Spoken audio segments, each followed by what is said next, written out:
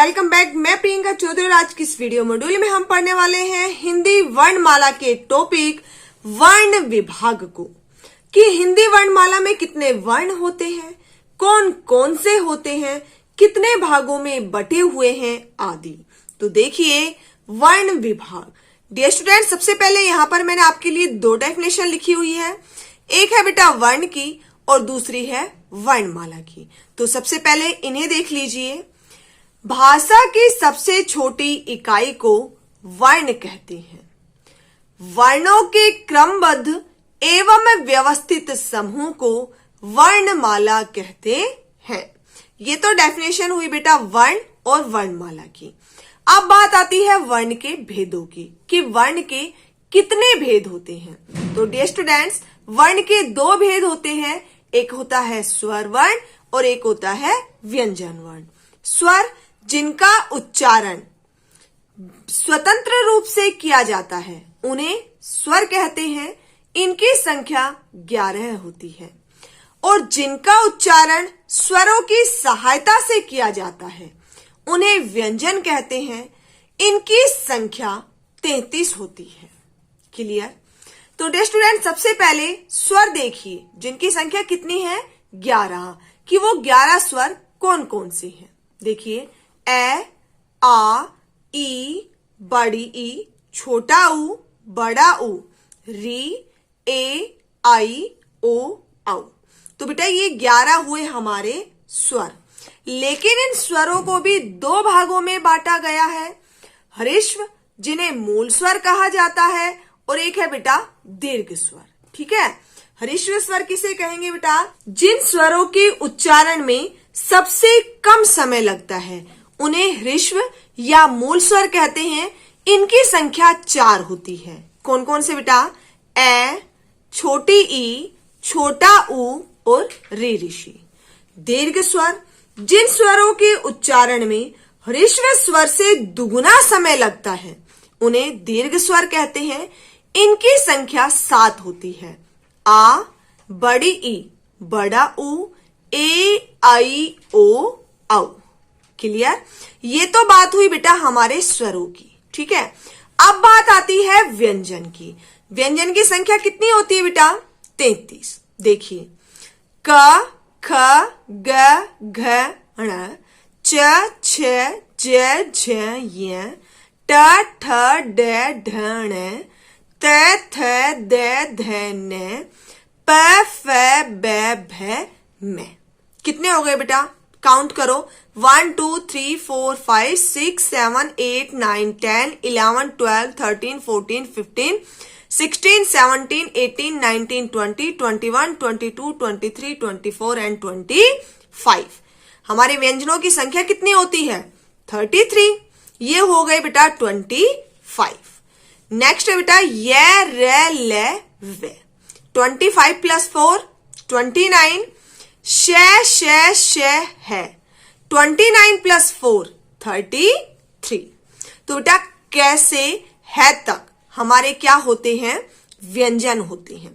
अब बेटा यहां पर मैं आपको बता दूं कि जो कैसे मैं तक जो ये 25 व्यंजन है, कैसे मैं तक जो ये 25 व्यंजन है, इन्हें स्पर्श व्यंजन कहा जाता है। कौन से व्यंजन कहा जाता है बेटा? इन्हें स्पर्श व्यंजन कहा जाता है। अर्थात इनके उच्चारण करते समय जीभ मुख के विभिन्न भागों को स्पर्श करती है, इसलिए इन्हें स्पर्श व्यंजन कहा जाता है। और स्पर्श व्यंजन की संख्या कितनी होती है? 25 होती है। कितनी होती है बेटा? 25 होती है। बेटा जो मैंने यहां पर आपको बताया य, र, ल, व, इन्हें क्या कहा जाता है बेटा? इन्हें अंतस्थ व्यंजन कहा जाता है। क्या कहा जाता है? इन्हें अंतस्थ व्यंजन कहा जाता है। और अंतस्थ व्यंजन की डेफिनेशन होती है कि इन व्यंजनों के उच्चारण के समय जीभ मुख के किसी भी भाग को स्पर्श नहीं करती। और इनका उच्चारण कहां से होता है? इनका उच्चारण कंठ से होता है। क्लियर? अब बात आती है बेटा शय शय शय है की। इन चारों को कहा जाता है बेटा ऊष्म व्यंजन। कौन सा व्यंजन कहा जाता है बेटा? ऊष्म व्यंजन। कि जिन व्यंजनों के उच्चारण में ऊष्मा मुख से बाहर निकलती है किंतु मुख का कोई भी भाग अन्य भागों से स्पर्श नहीं करता, इसलिए इन्हें ऊष्म व्यंजन कहा जाता है। और इनकी संख्या भी कितनी होती है? 4 होती है। शय शय शय है।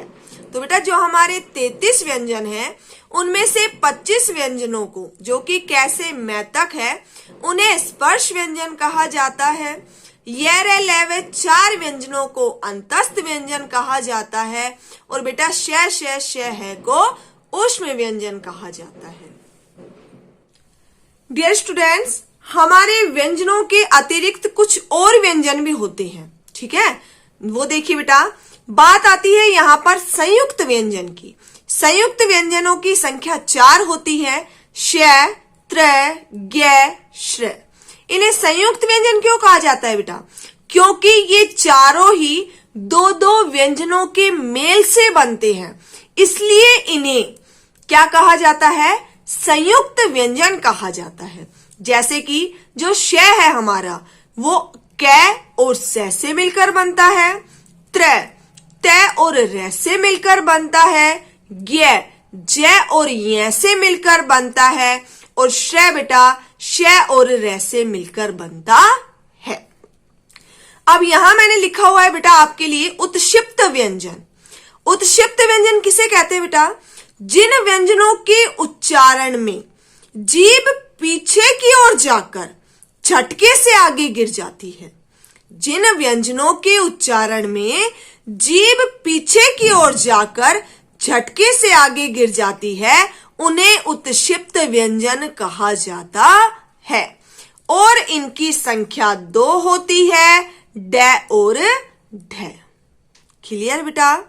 तो इस प्रकार से जो हमारी हिंदी वर्णमाला है उसमें वर्णों की संख्या 52 होती है।